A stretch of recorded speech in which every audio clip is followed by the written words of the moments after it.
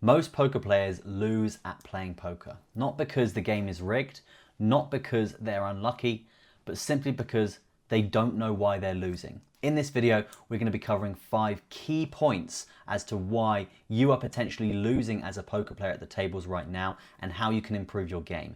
If you execute these 5 points correctly, you will be better than 90% of the poker players out there right now. Okay, meaning essentially that you'll have a lot better chance of cleaning up and either making a living or just making some general money from playing poker. Okay, so first on the list today, we are going to be going through bankroll management. One of the key things about playing poker on a longer scale is having the bankroll management to do so. Now, the general rule of thumb for bankroll management is do not put more than 5% of your bankroll into either a cash game or a multi-table tournament, or either a sit and go or any sort of game that you are playing in poker. Okay, any more than 5% and you're at risk to the emotional factor of poker and playing those hands where you're overvaluing yourself, and the hand itself is it hurts your account and hurts your bankroll so much that you're actually blinded by it when you're playing it from a strategic analytical level. You're actually playing it from an emotional standpoint, which is essentially how you lose playing poker. Okay, it's all about having the edge and executing a strategy to perfection.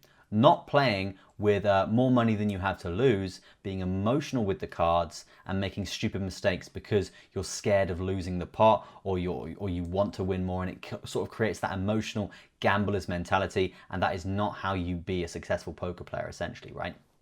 So bankroll management is a very, very key aspect as to why you might be losing right now. And this is a table that I wanted to show you guys quickly. If you are cash poker players or you're learning cash poker right now, this is the strategy that you want to follow. Feel free to screenshot this because this is very, very helpful and has helped me out in the last sort of few months here. Now, by all means, I'm nowhere near a professional poker player by any stretch of my imagination just yet. But I am studying, I am learning, I'm doing everything I can to get to that position. And one of the things that has helped me, which I want to show you guys, is these 5 tips. Okay, so let me just explain this picture quickly.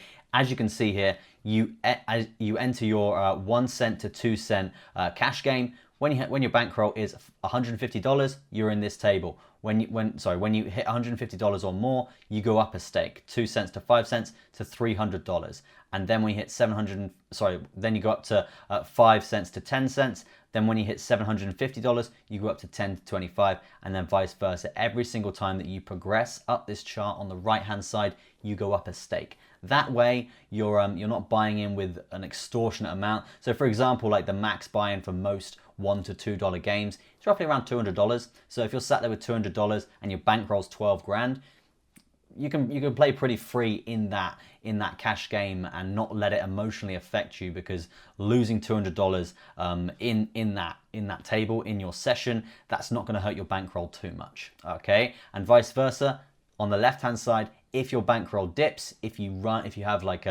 catch a run of really bad cards or something like that, or you have loads and loads of bad beats, it happens. People can draw dead for literally months and months on end.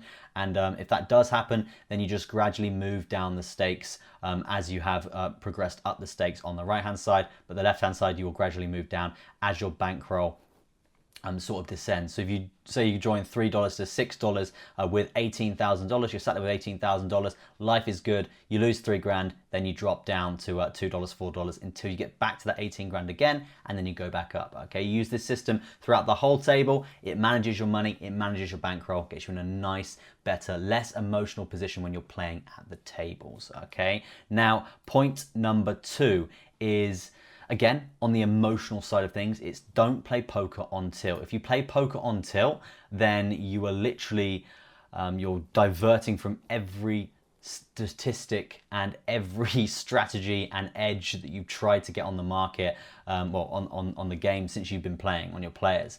You're literally playing with pure emotions. You're angry, you're frustrated, you're tired, you're on tilt, you're gonna be making stupid moves. Recognize when you're in these moods, because you will not win in these moods, or you might win once and you'll lose a lot more because you're playing stupid hands, you're playing reckless, you're gambling. It's not a gambling game. This is not a gambling game, it's a skill game. If you're gambling in this game on an emotional level, I mean, it is a gambling game, but if you're gambling on an emotional level, then you will lose. Okay, you will lose. People will literally sit there waiting for you to come on tilt and literally exploit you. Okay, so that is a massive, massive thing. Recognize when you're on tilt. Leave the tables, leave the casinos, leave your screen, go for a walk, meditate, whatever you need to do to get your head straight. Go have some nice food, go out, because I know sometimes you'll sit at the tables for literally 10 to 15 hours on a massive, massive session, and you then go on tilt, and then you'll literally lose everything that you've won and grinded away for. So recognize when you're on tilt, leave the tables, get your head straight, and come back. So lesson number 2, recognize when you're on tilt. Okay. Lesson number 3 here is continuous education. Okay, so right now I'm actually reading Phil Hellmuth's book on poker, and I'm literally like halfway through it or something, but it's continuous education. Okay, so read books, dissect your hands. You've got the heads-up display system that you can download onto your PCs, and it tracks all your hands, and you can go back and dissect your hands and everything like that. I've seen Coin Poker have just done a partnership with PLO Genius as well, and basically learn and implement GTO strategies for PLO and PLO5. Basically, it tracks all your hands. You can basically go back, view all your hands, digest how you played it. It will also tell you if you played it wrong, if it thinks that you made the wrong call there, and it will show you the solution. You can gradually learn. And you can see it has pre-flop solvers, post-flop solvers, and they currently have 5.5 million different calculations that you can basically go and test out for yourself. Okay, so I'm not here to promote their platform, but it is all about basically finding the education and executing that education. Some say that the educational side of poker is actually more valuable than sitting at the tables and playing. Okay, they say you should be playing literally 30% of the time, education 70% of the time, and then gradually as you get more educated and you sort of get a stronger strategy and you play more hands and you have more different scenarios come across your desk essentially, then you'll know how to react and you'll know how to play better. Okay, and then the education can come down, the playing can come up until it kind of switches, right? But at this point in time, if you are losing, if you're watching this video, education is one of the most important things. Okay, point number 4 is ignoring your position at the table. This is absolutely crucial that a lot of people do ignore. The position at the table is absolutely is one of the most important things when playing poker. Okay, it's all about information. Okay, poker is all about information. If you can get more information than the other players, then you're already ahead. Okay, forget the cards. If you have more information, you're already ahead. And this is where it comes down to like reading the players. It comes down to seeing what hands they've played previously, having literally like 300-400 hands against that specific player in previous matches. And then it comes down to table position. Now, what information can we get from a table position? Basically, we can get people acting before us. Okay, so in a hand, if we're sat here on the dealer button, every single person at the table, apart from the small blind, big blind, post flop, have to act before us. They can fold, they can raise, they can fold. Sorry, they can fold, they can call, they can raise, or they can bet, or they can raise if someone else bets. But this is a valuable position to be in, okay? Because you get, firstly, the first round of betting, you get the information on one, who's in the hand, how much they're betting, how much they're valuing themselves, what position they're playing in, how they're going to be playing that position, what cards they could be having in that position, because that has a massive difference. You're not going to sit there in middle position and play like, I don't know, 10-2, for example. You just don't do that. I mean, you don't really play 10-2 ever, but bad example. But yeah, it's very, very important. The 4 best positions to be in and play hands that win the most money are the cutoff, the on the button, small blind, and the big blind. Small blind and the big blind, yes, you're first to act, but you're already committed to the pot due to having put money in from a forceful standpoint from the small blind and the big blind, right? So the best position is the dealer on the button.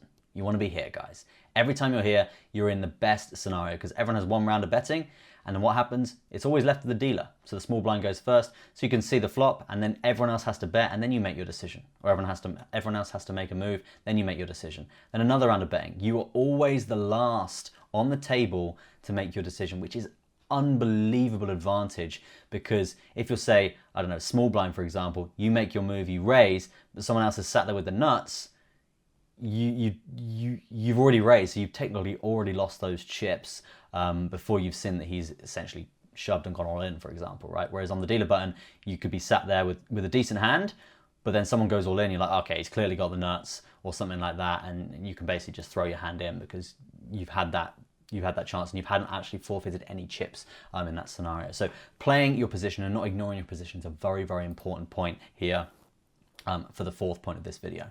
Now, the fifth and final point of this video is the long-term mindset of playing poker, guys. You need to think it's not a quick double up, and that's why I'm going to use this the cash game bankroll management for you guys to see again. It's not a quick double up.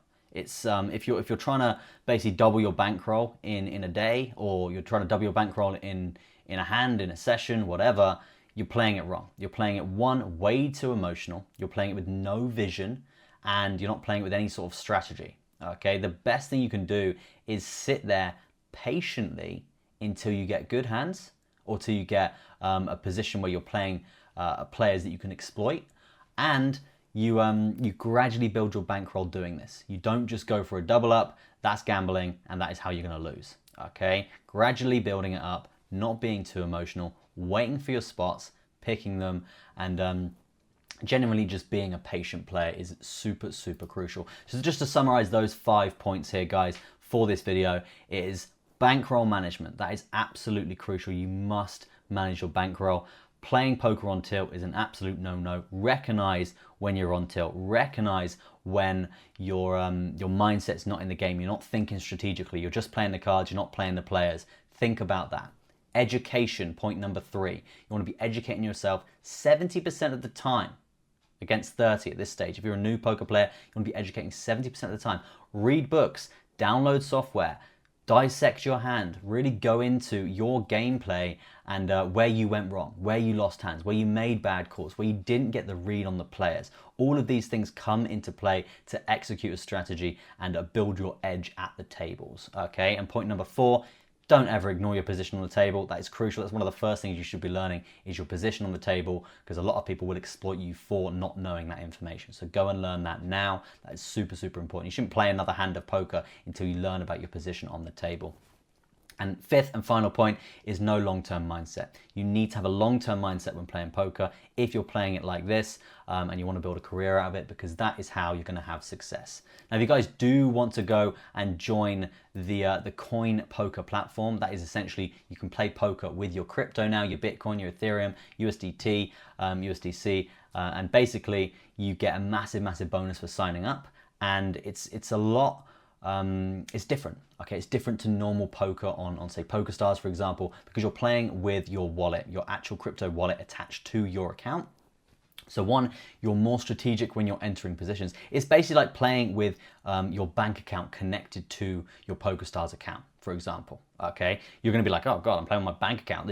It creates a whole nother level of psychology when you're playing, which is super, super valuable and helps you really pick your positions better and form a better psychology and structure towards the game. So I would suggest going to Coin Poker, trying them out. And of course, guys, they are a fairly, not new, but a newer platform out there. So if you are looking to get to final tables, you're looking to win tournaments, this is the place. You don't want to be playing like 15 to 20,000 people in a tournament and trying to get to the final 9. You don't want to be doing that. You want to be playing a tournament of, say, 50 to 100 people and then trying to get to the final 9. Like, I've got to the final table on Coin Poker in the last week, I think 3 times, right? I keep doing it because I'm advancing my game. I'm playing these tournaments. There's not that many players there, and it's generally an easier competition, and it gets you that more heads-up experience and more final table experience as well. So go check it out. Massive bonuses as well for you depositing and basically gives you free rake while you're playing at the table. It's really, really cool.